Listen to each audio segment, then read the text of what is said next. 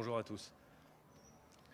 Le 15 mars dernier s'est déroulé le premier tour des élections municipales. Chacun se souvient des conditions exceptionnelles dans lesquelles s'est déroulé ce premier tour.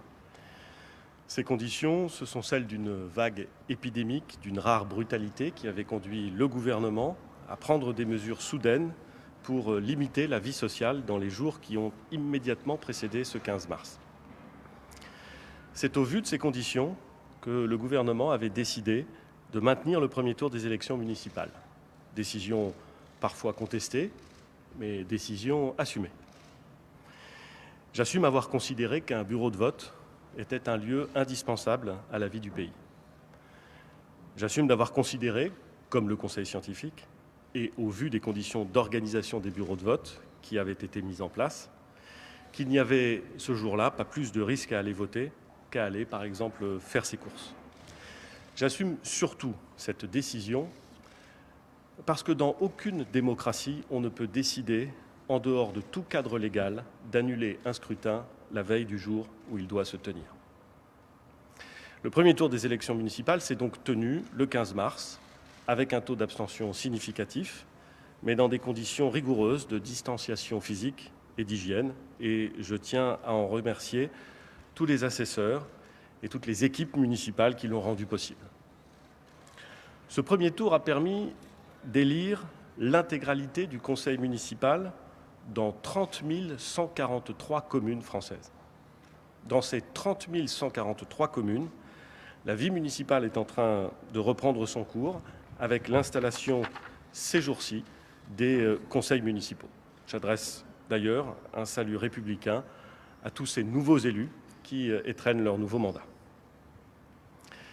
À l'issue de ce premier tour, il reste encore à organiser un second tour dans près de 5000 communes pour lesquelles environ 16 millions d'électeurs seront appelés aux urnes. Il reste également 1100 intercommunalités dont les conseils communautaires ne sont pas complètement renouvelés. Autant d'institutions qui jouent un rôle de premier plan dans la réponse à la crise et qui seront, le moment venu, aux avant-postes de la relance. Autant d'institutions, donc, qui ont besoin de travailler, d'investir et de se projeter dans la durée. Pas pour leur propre satisfaction ou pour leur propre plaisir, mais bien pour les Françaises et les Français qui ont besoin des institutions locales, qui ont besoin que celles-ci, que les maires à qui ils font confiance, puissent exercer dans de bonnes conditions leur éminente responsabilité. Pour déterminer les conditions dans lesquelles ce second tour allait se dérouler, nous avons respecté point par point la loi du 23 mars dernier. Cette loi prévoyait un calendrier et une méthode. D'abord, un avis du Conseil scientifique sur les questions de santé entourant le scrutin.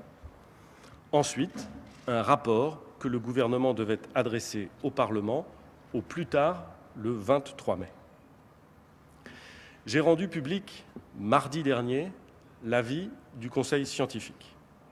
Chacun a pu en prendre connaissance. Pour ma part, j'en retiens 4 éléments.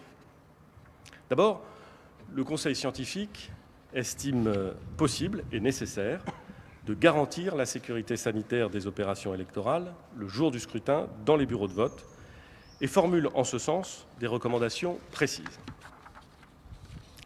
Ensuite, le Conseil scientifique insiste plus spécifiquement sur les risques sanitaires importants liés à la campagne électorale. Il distingue bien les opérations de vote de la campagne électorale. Et il indique la nécessité, si des élections sont organisées, d'en modifier profondément l'organisation. Troisièmement, le Conseil scientifique souligne que, d'un point de vue statistique, la tenue d'un seul tour, plutôt que de deux, est de nature à réduire les risques sanitaires, sachant que nous serions obligés d'organiser 2 tours de scrutin si nous repoussions le vote au-delà de l'été. Enfin, le Conseil scientifique appelle à réévaluer la situation épidémiologique dans les semaines qui précéderont la date du scrutin. Avant de prendre la décision que nous avons traduite dans le rapport que le gouvernement vient d'envoyer au président des 2 assemblées, j'ai souhaité consulter l'ensemble des forces politiques du pays. Je veux remercier chacune d'entre elles qui a participé à l'échange de mercredi soir à Matignon. Cet échange s'est déroulé dans un esprit de franchise et de responsabilité qui fait honneur à notre démocratie.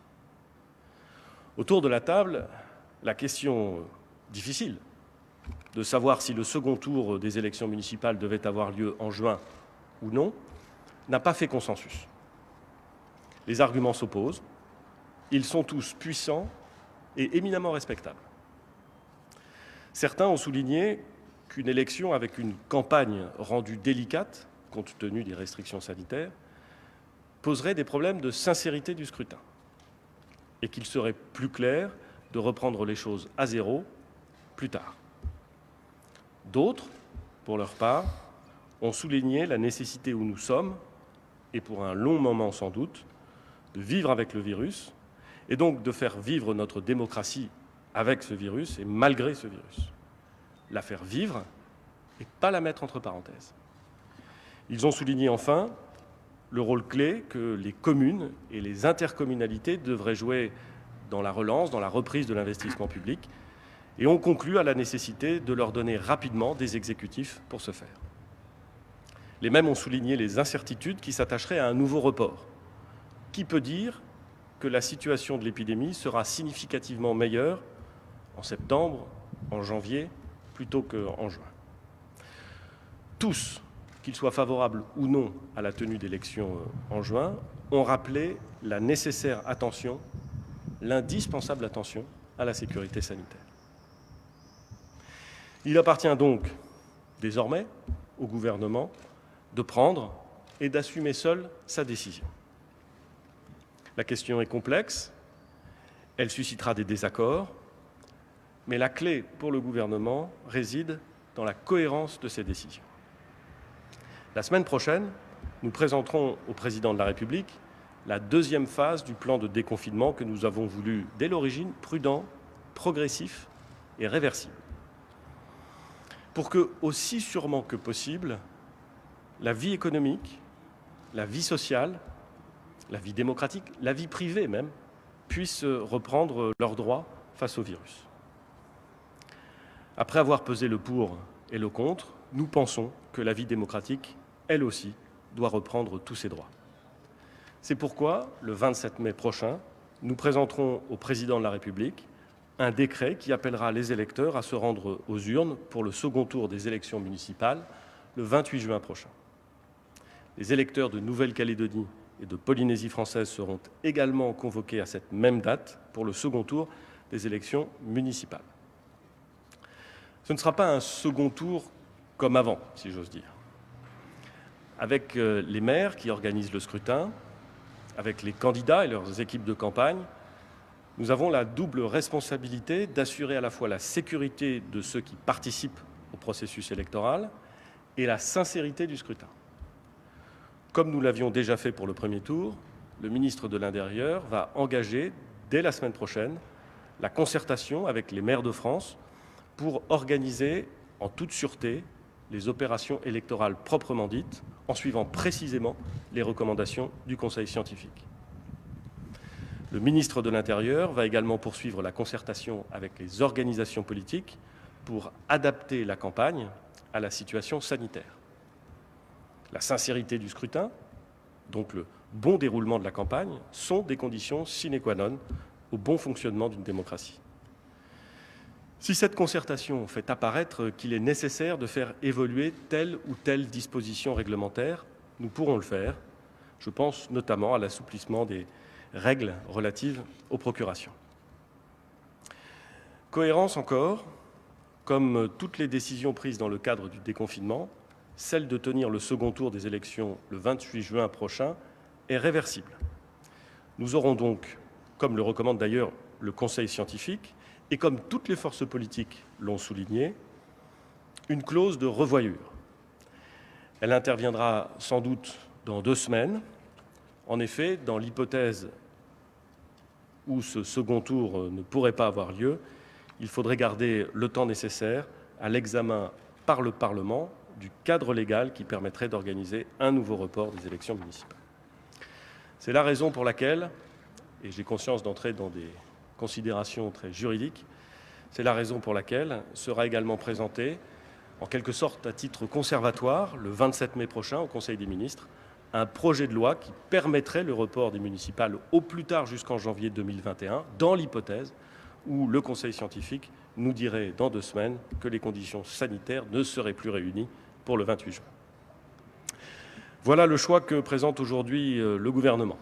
C'est le choix de la cohérence, c'est un choix exigeant et dont nous allons suivre jour après jour jusqu'au 28 juin la mise en œuvre.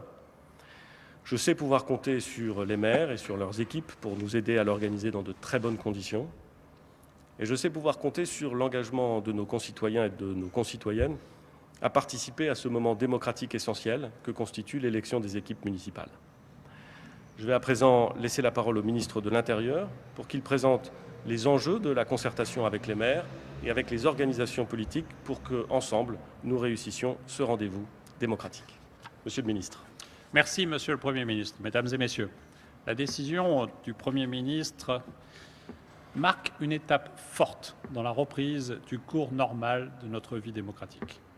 Assurer la protection de toutes celles et tous ceux qui font vivre notre démocratie, voilà notre impératif. Et ce second tour nous impose donc collectivement un civisme, une vigilance et une discipline particulière. La campagne électorale ne doit pas devenir un facteur de circulation du virus. Il conviendra donc de faire campagne différemment. Différemment dans le respect systématique des gestes barrières et de l'ensemble des préconisations du Conseil scientifique. Différemment en prenant toutes les précautions nécessaires lors des contacts entre les candidats, leurs équipes et les électeurs. Je pense à la distanciation physique, bien sûr, mais aussi au port du masque quand cela est nécessaire. Différemment, enfin, parce qu'il sera utile de privilégier les campagnes numériques et les interventions et débats dans les médias. Nous pourrons aussi réfléchir, par exemple, à des professions de foi plus détaillées, plus longues. Évidemment, nous le savons, il s'agit de changements importants dans nos habitudes de citoyens. Nous allons travailler, comme le Premier ministre vient de le rappeler, avec les associations d'élus et les partis politiques dès la semaine prochaine.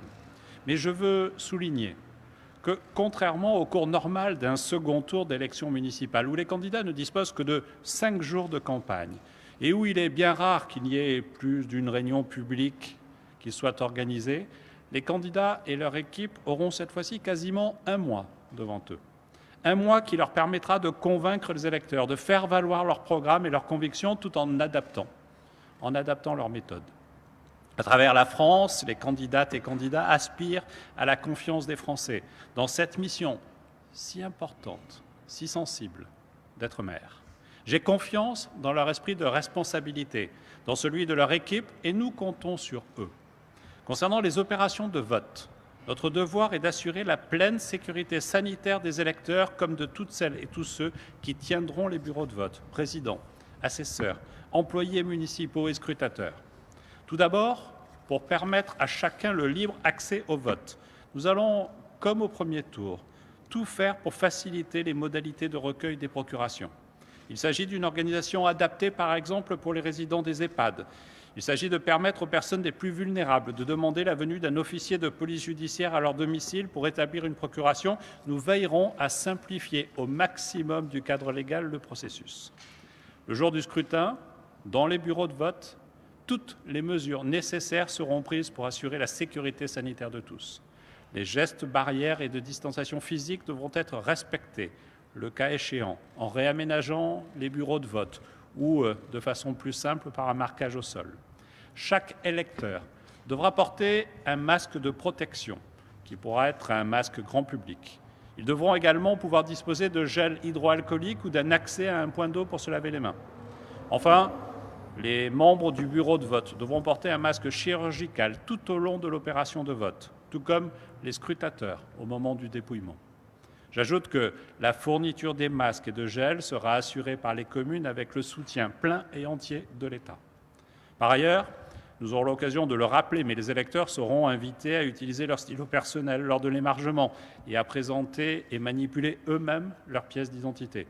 Ce sont de bonnes pratiques, faciles à mettre en œuvre et qui permettront de minimiser au maximum les contacts.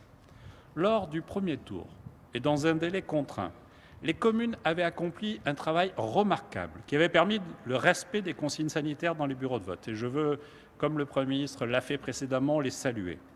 Nous avons aujourd'hui un mois pour préparer.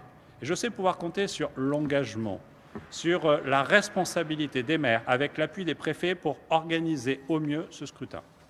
Mesdames et messieurs, le 28 juin, et si la situation sanitaire le permet toujours, 16,5 millions de Français pourront élire leurs conseils municipaux dans près de 5000 communes. Voter, c'est l'acte le plus fort de notre démocratie. Tout sera mis en œuvre pour qu'il puisse s'accomplir en toute sécurité dans le respect des règles sanitaires. Je vous remercie. On va peut-être répondre à quelques questions que vous vous poseriez sur ces annonces. Monsieur. Merci, Patrick Roger, Le Monde. Vous dites, visiblement, les concertations entre les maires avec les maires et avec les chefs de partis politiques, il n'y a pas eu de consensus sur juin ou après juin.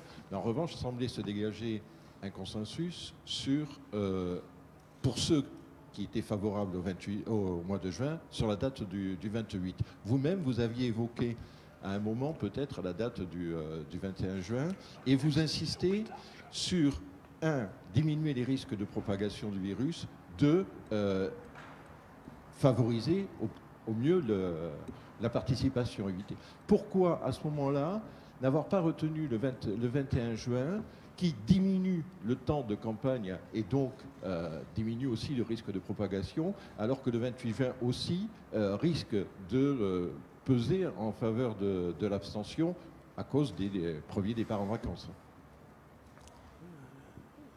J'ai pris l'habitude, malheureusement, de vivre en ayant le choix entre des options qui sont toutes également critiquables et qui présentent toutes des inconvénients. C'est comme ça, et il faut donc faire des choix. La loi nous imposait d'organiser, dans l'hypothèse où les conditions sanitaires étaient réunies pour le rendre possible, d'organiser le second tour avant la fin du mois de juin. Nous avions donc le choix, vous avez raison, entre le 21 et le 28. Il nous a paru préférable, pour garantir la sincérité du scrutin, de faire en sorte que la campagne puisse se déployer en respectant très strictement, nous l'avons dit, les règles de distanciation physique. Et donc le 28 juin nous a paru une date plus adaptée que le 21. C'est d'ailleurs dans ce sens que se sont exprimés tous ceux qui ont eu à le faire lors des consultations.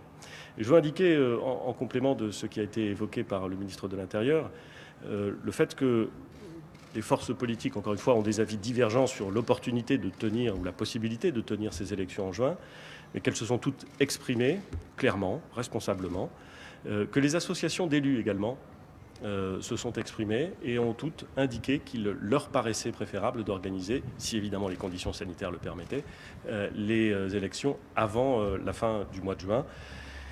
Et c'est fort de ces avis que nous avons aussi réfléchi pour voir quel était l'intérêt général qui s'attachait à cette décision. Bonjour Monsieur le Premier ministre. Vous parliez des aménagements dont le Conseil scientifique a parlé. Vous avez parlé notamment de la question des procurations. Est-ce que vous anticipez par exemple de faire des doubles procurations? Y aura-t-il une manière de relancer le vote par correspondance? Et puis par ailleurs, ça veut dire que par exemple les maires sortants auront eu du temps pour distribuer des masques. Est-ce que ce n'est pas une forme de campagne pendant toute la période de la crise? Il y a deux aspects dans votre question. La première est une question à laquelle le ministre de l'Intérieur, en bonne intelligence avec les forces politiques, devra s'attacher à trouver des réponses. Mais je voudrais simplement indiquer que tout ce qui ne dépend pas de la loi va dépendre du pouvoir réglementaire. Et tout ce que nous pourrons faire dans le cadre du pouvoir réglementaire pour faciliter le recueil des procurations et l'utilisation des procurations, nous le ferons. Évidemment, je ne peux pas, et le ministre de l'Intérieur non plus, à lui tout seul modifier la loi. Il faudra donc qu'il y ait une discussion avec les assemblées pour, le cas échéant, aller plus loin s'il fallait faciliter encore l'usage des procurations. Donc nous sommes disposés à faire tout ce qui est en notre pouvoir pour, là encore, permettre dans toute la mesure du possible, le fait que nos concitoyens puissent exprimer leur vote. C'est quand même la moindre des choses dans une démocratie. Il faut donc faire en sorte qu'en dépit des restrictions sanitaires, on puisse le faire dans de bonnes conditions.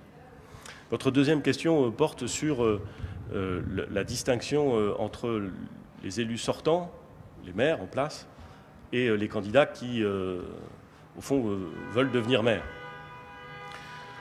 Mon expérience en la matière me laisse à penser que cette question est systématiquement posée, parce que les maires sortants, parce que ceux qui veulent sortir les maires sortants trouvent toujours que les maires sortants sont un peu plus avantagés qu'eux, parce qu'ils sont dans les dispositions.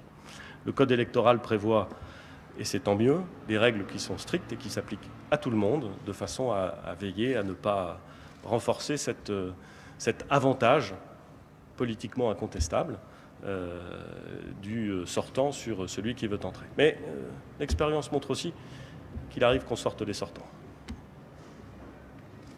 Pour compléter, Monsieur le Premier ministre, notre volonté est d'aller le plus loin possible pour faciliter les procurations. Mais aller le plus loin possible avec cette double garantie, d'abord celle du respect de la loi, mais celle aussi de la qualité et de la sincérité des actes que nous mettrions en place et qui pourraient prêter derrière à des contestations. Je prends par exemple l'idée de la dématérialisation de la démarche de procuration. Celle-ci se heurte à un problème de droit qui est celle de l'établissement de l'identité de l'électeur. Le fait que l'on puisse constater à la fois l'identité et la volonté de l'électeur. Donc nous sommes prêts à y travailler, mais il nous faut des garanties qu'aujourd'hui l'identité numérique ne nous permet pas d'obtenir et ne nous permettra pas d'obtenir d'ici le 20 juin. Vous avez posé la question du vote par correspondance. Là aussi, aujourd'hui, nous sommes tenus par un cadre légal. Mais je voudrais rappeler que le vote par correspondance a été supprimé en 1975 parce qu'il prêtait à manipulation, parce que certains usages avaient pu être pratiqués dans certaines communes où, après l'arrivée du vote par procuration, certains pouvaient modifier les bulletins. Et donc c'est pour des raisons de sécurité et de sincérité du vote qu'a été mis en place le vote par procuration qui est vérifié par un officier de police judiciaire. Mais je vous le redis, nous sommes prêts à développer au maximum, en lien avec les associations d'élus, en lien avec les partis politiques et avec l'intervention et la mobilisation des forces de sécurité intérieure du ministère de l'Intérieur, la faisabilité de nous déplacer, de nous rendre sur place dans les établissements d'accueil collectif, par exemple, de désigner des correspondants qui, sous l'autorité d'un officier de police judiciaire, pourront préparer les procurations, par exemple. Nous sommes totalement ouverts sur ces sujets, dans le respect de la loi et dans la garantie de la sincérité des opérations de vote.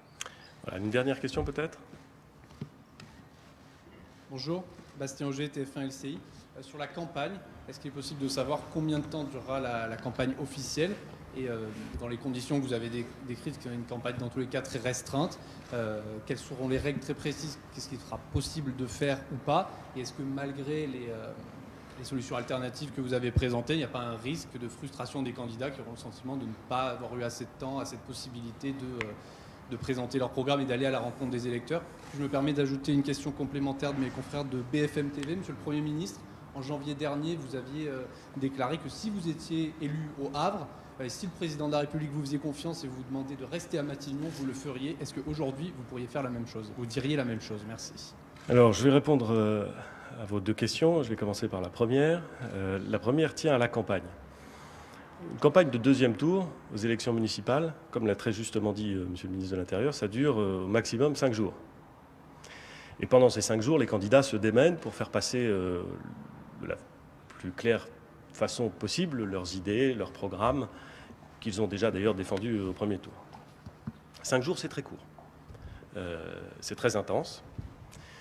Nous allons avoir, cette fois-ci, des conditions différentes, avec peut-être un peu moins d'intensité, mais avec beaucoup plus de durée. La campagne du deuxième tour va être mécaniquement, chacun peut le comprendre, beaucoup plus longue que ce qu'elle est normalement. Et je fais confiance à l'inventivité des candidats de toutes les forces politiques pour trouver les moyens de faire passer leurs idées, dans le respect de la distanciation physique, dans le respect des règles sanitaires. Vous savez, les gens qui veulent se présenter et qui sont présents au deuxième tour d'une élection municipale pour être maire, c'est des gens responsables. Alors, on peut ne pas être d'accord avec eux, mais ils sont responsables.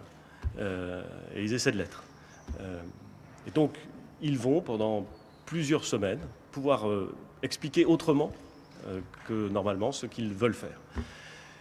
Les conditions pratiques de la façon dont ils pourront conduire et mener leur campagne seront définies, je l'ai dit, après que le ministre de l'Intérieur aura conduit une concertation avec les forces politiques et avec les associations d'élus. Et je ne veux pas préempter cette concertation, je pense qu'il est utile qu'elle ait lieu, je pense que les élus, les forces politiques l'attendent, et donc le ministre de l'Intérieur la conduira dès le début de la semaine prochaine. Sur les questions relatives, sur la deuxième partie de votre question relative au Havre, nul n'ignore mon attachement à cette ville, nul n'ignore mon engagement pour cette ville, et personne ne comprendrait qu'à ce micro aujourd'hui, je m'exprime sur le Havre. Je ne voudrais pas qu'on me reproche d'utiliser les moyens de l'État dans le cadre d'une campagne électorale. Et donc j'aurai l'occasion de m'exprimer le moment venu au Havrais. Je vous remercie beaucoup.